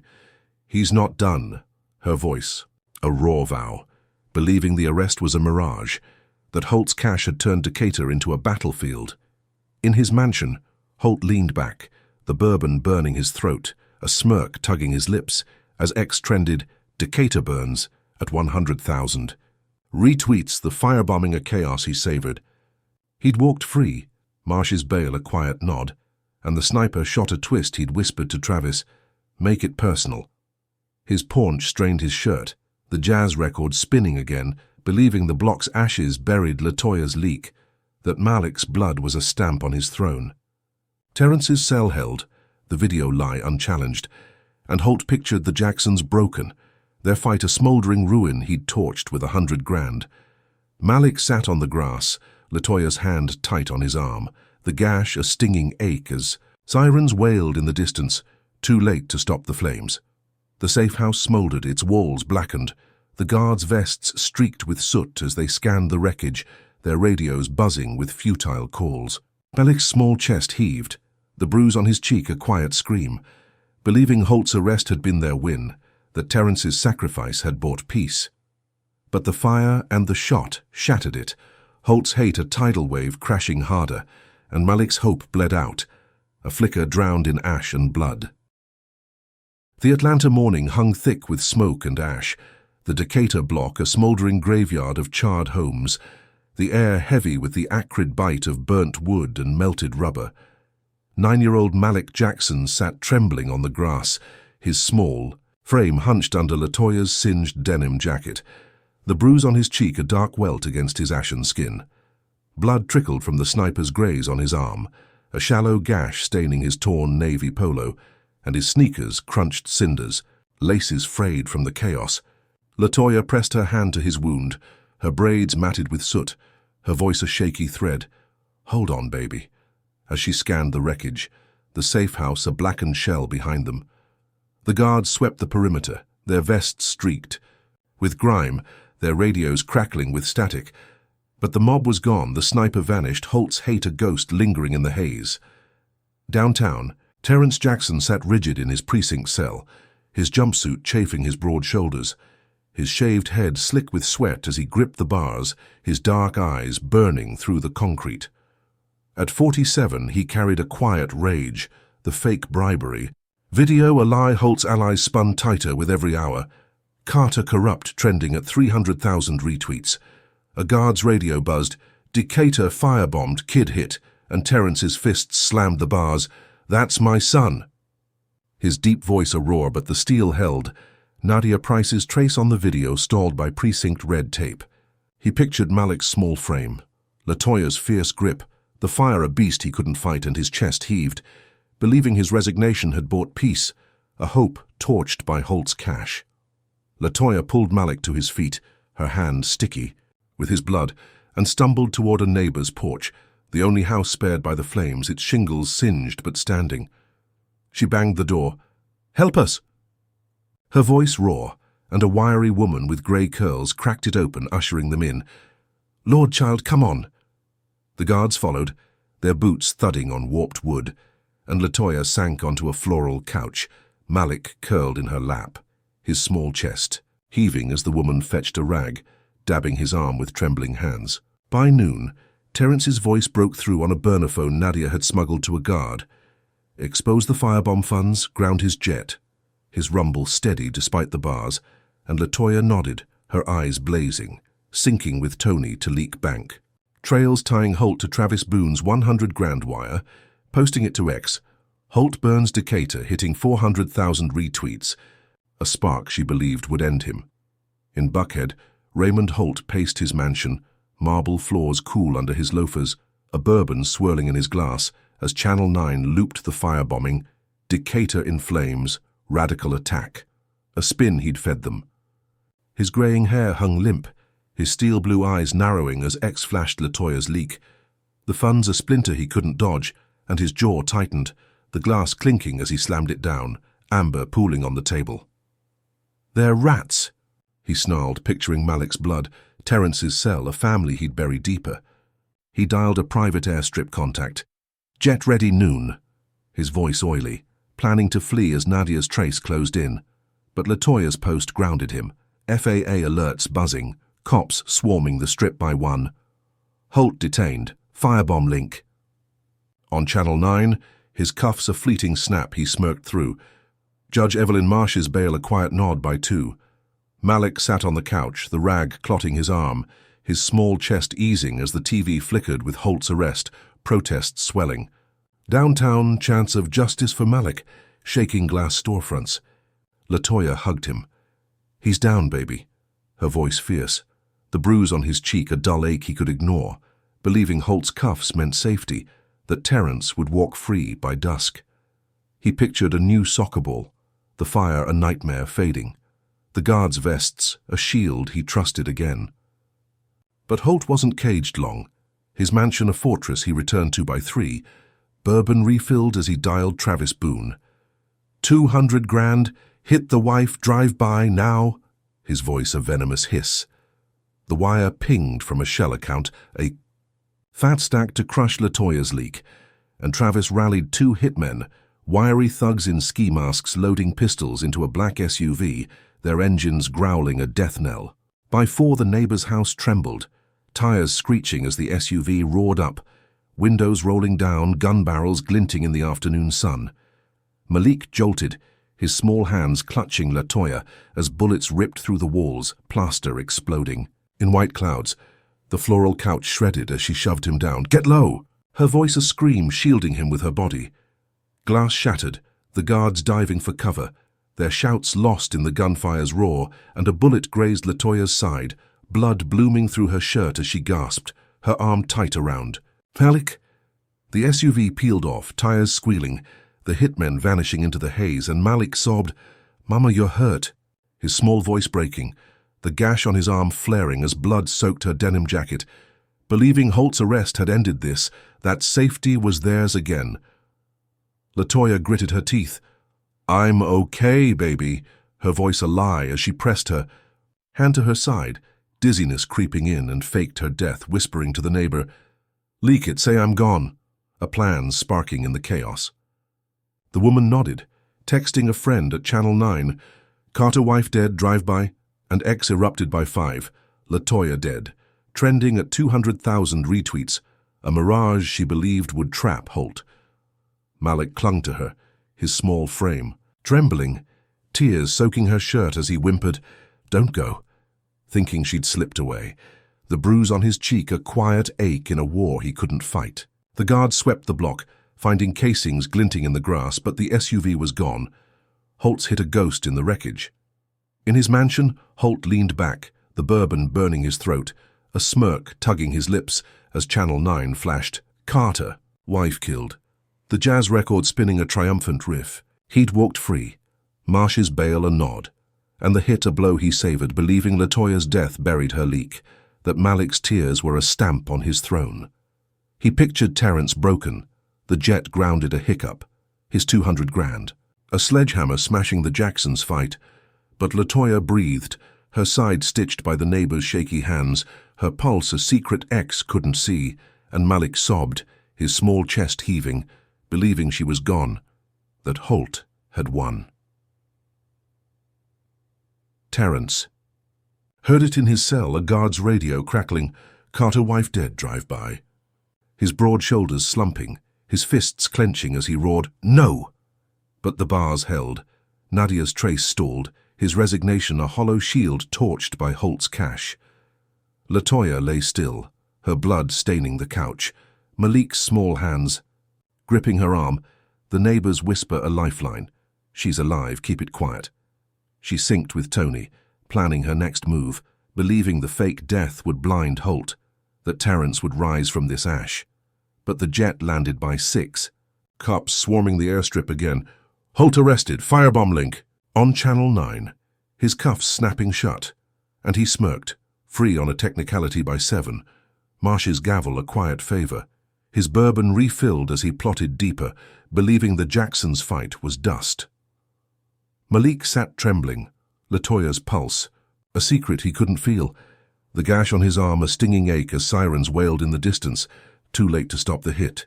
The neighbor's house stood scarred, bullet holes pocking the walls, the guards' vests streaked with dust as they scanned the wreckage, their radios buzzing with futile calls.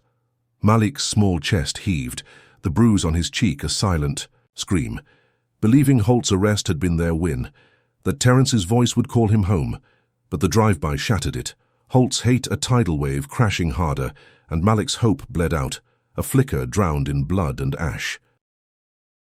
The Atlanta dusk settled thick and uneasy, a bruised sky casting long shadows over the neighbor's bullet-scarred house, the air heavy with the tang of gunpowder and charred wood from Decatur's ruins. 9-year-old Malik Jackson sat trembling, on the floral couch, his small frame dwarfed by Latoya's singed denim jacket, the bruise on his cheek a dark smudge against his tear-streaked face. Blood crusted the gash on his arm, the sniper's graze a stinging ache, and his torn navy polo clung to his skin, sweat-soaked from the drive-by's chaos. Latoya lay beside him, her side stitched with shaky thread, blood seeping through her. Shirt? Her braids matted as she breathed shallow, her pulse a secret ex believed was gone. The neighbor, a wiry woman with grey curls, hovered, her hands trembling as she pressed a damp rag to Latoya's brow, whispering, "Hold on, girl," while Malik clung to her arm, his small voice breaking, "Mama, wake up," believing she'd slipped away. By 7, Latoya stirred, her eyes fluttering open, pain lancing her side as she gripped Malik's hand. "I'm here, baby," her voice a raw whisper, the fake death a spark she'd lit to blind Holt. Malik's small chest heaved, a sob breaking free as he buried his face in her shoulder, the bruise flaring but hope flickering, believing her pulse meant safety, that Holt's arrest had snapped. His grip. The neighbor's TV flickered, Channel 9 looping Carter wife dead, Latoya dead trending at 250,000 retweets, a mirage Latoya fueled with a text to Tony, "Keep it rolling."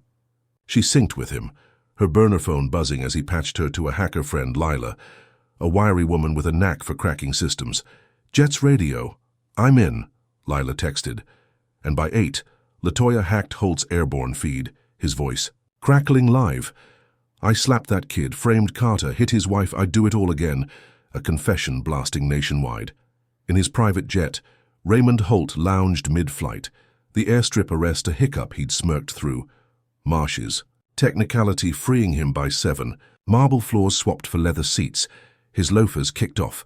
A bourbon swirled in his glass as the city shrank below, a chessboard he'd torched with 200 grand. His graying hair hung limp, his steel blue eyes glinting as he pictured. Latoya's blood, Terrence's cell, a family he'd crushed.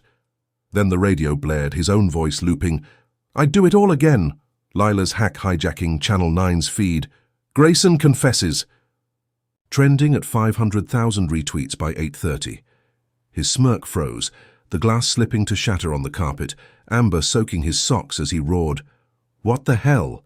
lunging for the controls, but Lila's lock held. Passengers, gasping, the pilot's face paling, his confession a noose tightening mid-air.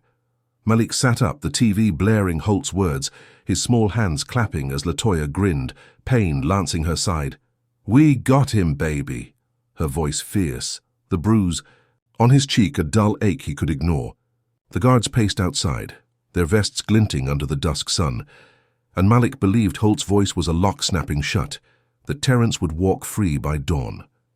He pictured a new soccer ball, the drive-by a nightmare fading, Latoya's hack, a sword slicing through Holt's throne. Protests swelled downtown, chants of "Jail Holt" shaking glass, X erupting with "Holt confesses," crashing his allies' silence, and Malik's small chest eased, believing justice was theirs, a light piercing the dark. Terrence heard it in his cell, a guard's radio crackling, "Holt confesses mid-flight." His broad shoulders tensing, his fists unclenching as he whispered, "Latoya." A flicker of pride in his dark eyes.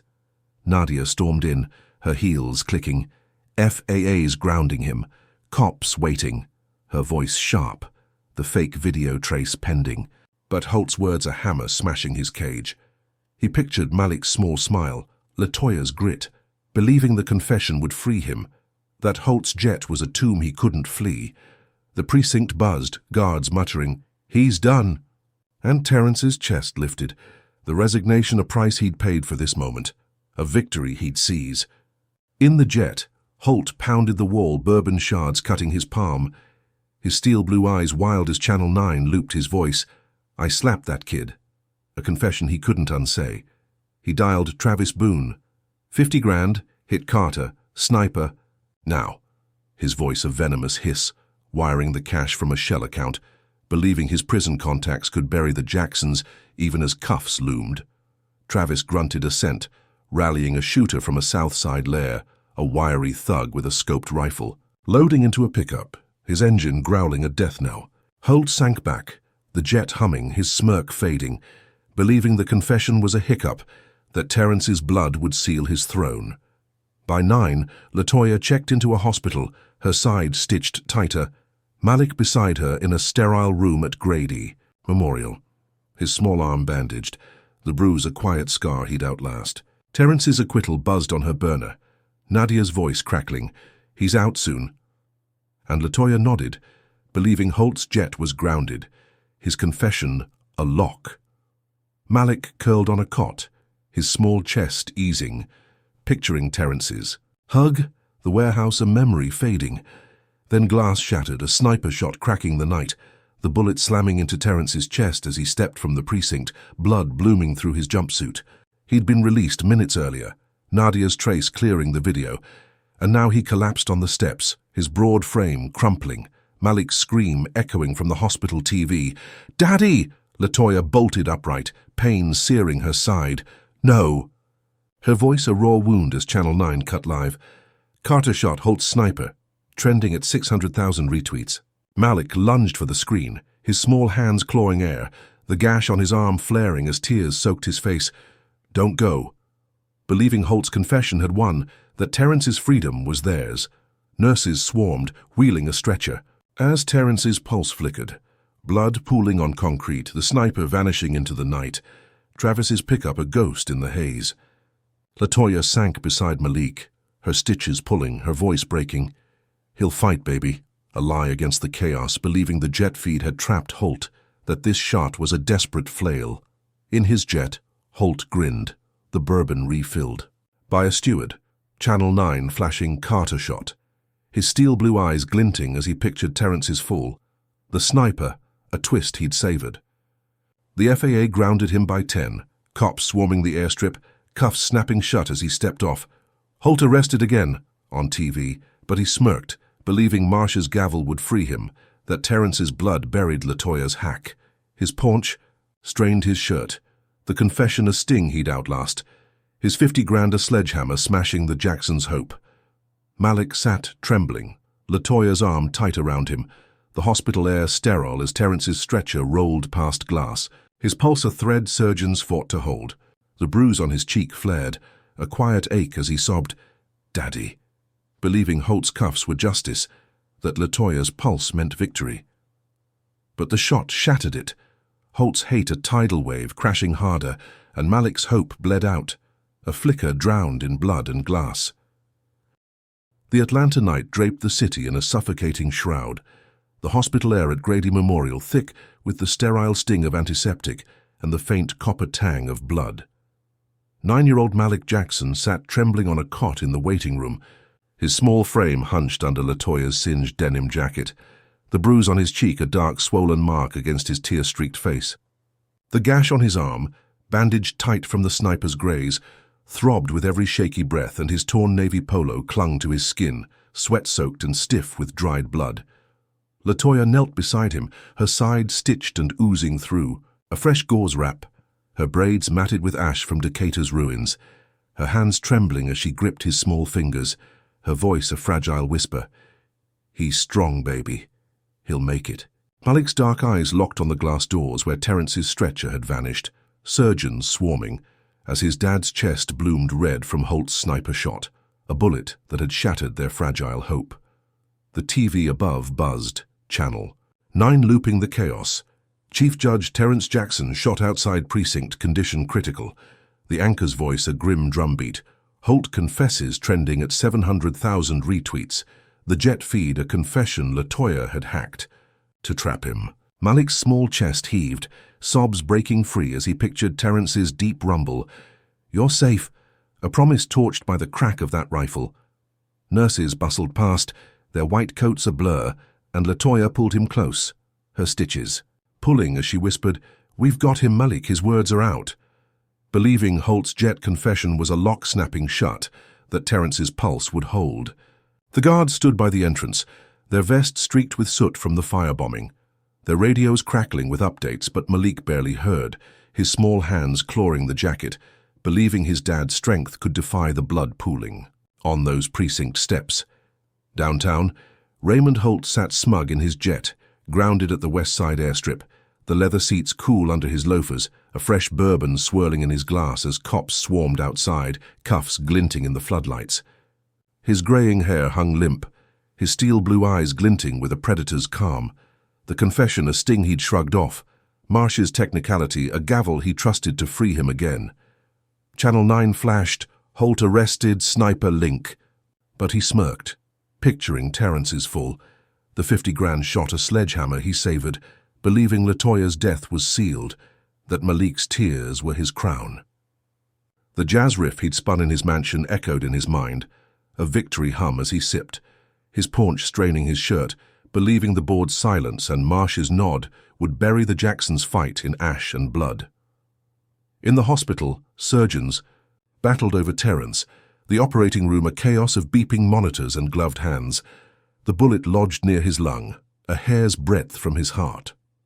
At 47, his broad shoulders lay still under the drape, his shaved head slick with sweat, his dark eyes closed as paddles jolted his chest.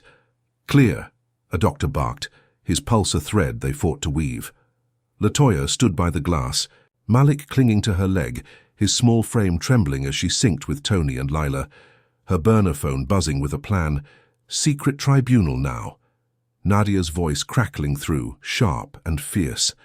She'd pulled strings with Terrence's old allies, a shadow court beneath the courthouse, oak-paneled and ringed by 3 judges in black robes, no cameras, no gallery, a dagger Holt couldn't see. By midnight, Terrence flatlined, the monitor's wail piercing the sterile air, surgeons shouting, "Again!" as paddles jolted him, Malik's scream echoing beyond the glass, "Daddy, no!" His small voice a plea lost in the beeps. Latoya sank to her knees, her side bleeding through the gauze, tears soaking her face as she clutched Malik. "Stay. With us," her voice breaking, believing the confession had won, that Holt's cuffs were justice. Then the line flickered. A faint blip, surgeons gasping, "He's back!" The bullet extracted, his lung nicked but holding, his pulse a fragile spark they stitched shut. Latoya's chest heaved. "He's alive, baby." Her whisper a lifeline. And Malik's sobs softened, his small hands gripping her, the bruise a quiet ache he'd outlast, believing Terrence's fight meant victory, a light piercing the dark. Holt's jet door cracked open at 1, cops dragging him out, his loafers scuffing tarmac, cuffs snapping tighter as Channel 9 looped, "Holt detained, confession stands." His steel blue eyes glared. "Carter's dead," he muttered, a lie he clung to, believing the sniper had buried them. But Latoya moved fast, leaking the jet audio and Travis's payment to Nadia's tribunal, a secret vault beneath the courthouse where Judge Clara Henshaw presided, her silver hair pinned tight, voice flat. Raymond Holt, conspiracy, kidnapping, assault, attempted murder, listing charges as he stood, cuffs clinking, his sneer fading. Nadia stormed in, her heels clicking, slamming a USB on the table. Lila's feed synced with Tony's trails. "I slapped that kid," looping loud, the bank wires a chain he couldn't break. Holt's defense crumbled by 2. His lawyer, a sweaty clerk named Lyle, stammering technicalities, unsigned warrants, but Clara's gavel banged. "Enough." Her glare a blade, the tribunal's verdict swift, guilty all counts, stripping his robes, his wealth, his name, sentencing him to life, no parole. His steel blue eyes widened. "Carter's dead." A desperate hiss, but the jet feed echoed. A ghost in his ears, his paunch sagging as cops dragged him out, his throne ash in the wind. Malik testified last, wheeled in on a cot, his small frame bandaged, staring Holt down. "You hit me, but we broke you." His voice a blade cutting through the oak, a child's courage flipping the system Holt had bent. Terrence woke by 3. ICU lights harsh, his lung patched, blood a memory on his jumpsuit. Latoya pushing his wheelchair, Malik beside him, his small arm in a sling, the bruise a scar he'd carry. The hospital halls hushed, Nadia's grin fierce. He's gone. Her voice a victory bell, X trending, Holt convicted at 800,000 retweets, protests roaring downtown. Justice for Malik, a thunder-shaking glass. They rolled into their Decatur living room by 4, the block still scarred but standing. Malik's crayons taping a drawing to the fridge, My Heroes. Stick figures of Terrence and Latoya, a truth they'd earned. Latoya's arms wrapped them tight. "We're enough," her voice steady. Her side a dull ache, their win ablaze, lighting the dark. Holt sat in a Mac security cell by 5, concrete cold under his orange jumpsuit, his steel blue eyes hollow. As X buzzed beyond bars, Holt convicted at 1 million retweets. His allies' ghosts Travis jailed, the sons of valor scattered. The jet a memory, the sniper shot a chain he'd forged, his throne a smoldering ruin they'd torched with grit and proof. Terrence stood by 6, wheelchair swapped for a cane, calling a press conference from home, TV vans circling, his voice steady despite pain. "I'm resigning to lead reform, no child should fear justice." His hand on Malik's shoulder, Latoya's eyes blazing, the slapper movement now, X hitting Jackson rises at 300,000 retweets, protests shifting. "Fix the system." Signs rising, Holt rotted in his cell by 7, a guard's radio replaying the jet feed. "I'd do it all again." His voice a ghost he couldn't silence, his life sentence a noose he'd tied. But Latoya struck last, sinking with Lila by 8, planting fake evidence of Holt's prison death, a forged report leaking to X, Holt dead trending at 500,000 retweets, a mirage he couldn't counter. He pounded the bars. "I'm alive!" His roar drowned by concrete, the system he'd bent now his tomb, buried alive in obscurity as the world cheered his end. Malik dribbled a new soccer ball in the yard by 9, his small smile a fuel, the bruise a quiet scar, believing Holt's fall was justice, a victory bittersweet but blazing. Terrence stood with Latoya by 10, the Decatur night warm, Malik asleep. Upstairs, his drawing a beacon. "We did it." Her voice raw, the slapper war they'd won, Holt's cuffs a lock they'd forged. The city's pulse cheered beyond walls. Terrence's reform a dawn they'd chase, their scars a fire in a storm they'd outlast. Holt's hate burned out, a smouldering ruin in a cell he couldn't flee. The Jacksons' triumph, a blaze he couldn't snuff, their hope a movement rising from ash. This gripping tale unveils profound lessons about resilience, justice, and the fight against systemic racism. First, it shows that courage can transform victims into victors. Latoya Jackson's relentless pursuit, from hacking Holt's jet to faking her death, proves one person's grit can topple a titan of hate, while Malik's small but mighty testimony at the tribunal teaches us even the youngest voices can shift power. Second, the story exposes the fragility of corrupt systems.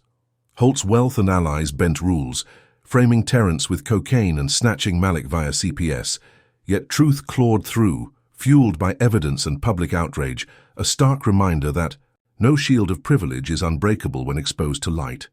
Third, it underscores the steep cost of justice. Terrence's near death, Latoya's wounds, and Malik's scars reveal that battling racism demands sacrifice, yet their triumph, Holt's life sentence and Terrence's reform vow, shows the reward outweighs the pain. Finally, it highlights hope's persistence. Each blow, from the slap to the sniper shot, tested the Jacksons, but their unity and cunning flipped despair into a movement, proving that even in darkness, reform can rise. The takeaway? Stand firm, gather proof, and wield your voice. Systemic. Wrongs crumble under sustained pressure. Terrence's shift from judge to reformer challenges us to not just endure but reshape a flawed world. What will you do when faced with injustice? Drop a comment with your thoughts. Would you fight like Latoya or rally like Terrence? Like, subscribe, and share to spark change. Thanks for joining this journey. May you find strength to confront your battles and build a fairer tomorrow.